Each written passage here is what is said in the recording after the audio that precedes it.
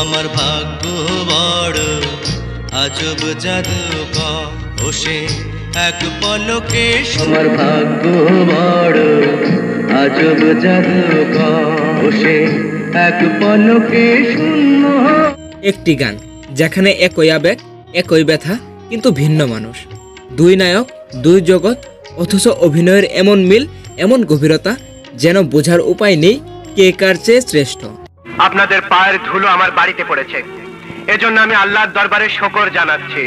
আপনাদের পায়ের ধুলো আমার বাড়িতে পড়েছে, এর জন্য আমি আল্লাহর দরবারে হাজার হাজার শুকর জানাচ্ছি। আজকের ভিডিওটি একজন দর্শকের অনুরোধে বানানো হচ্ছে।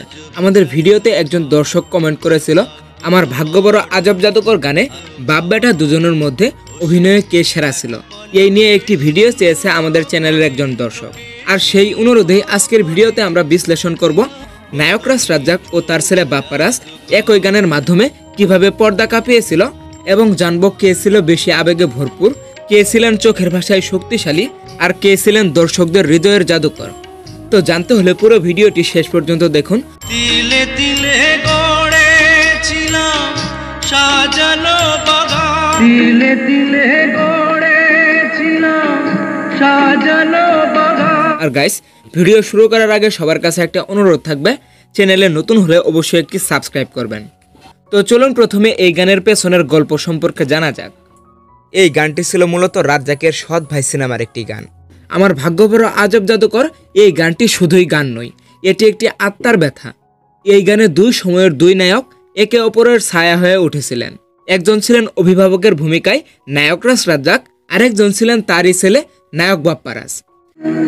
আমার ভাগ্য বড় আজব জাদুকর, আমার ভাগ্য বড় আজব জাদুকর। এই গানের সিনেমেটিক পরিবেশ, এক্সপ্রেশন, চেহারার ভাষা সব মিলিয়ে দুই প্রজন্ম এক হয়ে গিয়েছিল। নায়করাজ রাজ্জাকের চোখে ছিল অভিমান আর যন্ত্রণা, এবং বাপ্পারাজের মুখে ছিল সেই না বলা কথার তীব্র ভাষা। এই গানটি প্রমাণ করে রক্তের সম্পর্ক শুধু বংশে নয়, অভিনয়ের আবেগেও প্রকাশ পায়। মা গো, আমাকে তুমি ফেলে যেও না মা, আমি তোমার ছেলে নই। ও মা, যেতে হলে বলে যাও। মা, আমি আগে তোমার কোলে এসেছি না ওই বেলাল। বলো মা, আমাকে কি তুমি মানুষ করনি? ও মা, যেও না মা, অমন জোর করে চলে গেলে এই জীবনে আর আমার মুখ দেখবে না মা। আমি আগে তোমার কোলে এসেছি না ওই বেলাল। আমাকে ফেলে তুমি যেও না মা, আমাকে তুমি পর করে দিও না মা। নায়করাজ রাজ্জাক বনাম বাপ্পারাজ কে কতটা আবেগ ছুঁয়েছিলেন। নায়করাজ রাজ্জাকের একটাই দৃষ্টি যেন হাজারটা সংলাপ। এই গানে তিনি ছিলেন নিঃশব্দ যন্ত্রণার প্রতীক। অপরদিকে বাপ্পারাজ, যার চোখে ছিল কান্না, কণ্ঠে ছিল চেপে রাখা অভিমান, তার অভিব্যক্তি ছিল টান টান, নিখুঁত আর ব্যথায় ভরা। তাদের এই গান দেখে অনেক দর্শকই বলেছেন দুজনেই অভিনয়ে অসাধারণ করেছেন। এটা অনেকেই ভীষণভাবে অনুভব করে, কারণ তারা শুধু অভিনয় করেননি, তারা আমাদের হৃদয়ের ভিতর প্রবেশ করেছিলেন। এবার চলুন আসা যাক এই গানে কে ইতিহাস হয়ে থাকবে। এই গানটি প্রমাণ করে দেয় পারিবারিক সংলাপ শুধুমাত্র সংলাপ নয়, আবেগে ভরা এক বাস্তবতা। দুই প্রজন্ম কিভাবে একসাথে পর্দায় গড়তে পারে স্মরণীয় এক মুহূর্ত। সুখ পাখি আজ গেল ছেড়ে বুকের পিঞ্জর, সুখ পাখি আজ গেল ছেড়ে বুকের পিঞ্জর।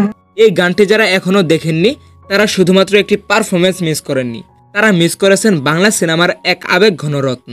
শেষ কথা হচ্ছে, কে বেশি দর্শকদের মন ছুঁয়েছে। এখন আপনাদের পালা, আপনাদের চোখে এই গানে কে ছিল বেশি হৃদয়স্পর্শী, বাপ্পারাজ নাকি নায়করাজ রাজ্জাক? ও আমার ভাগ্য বড় আজব জাদুকর, আমার ভাগ্য বড় আজব জাদুকর।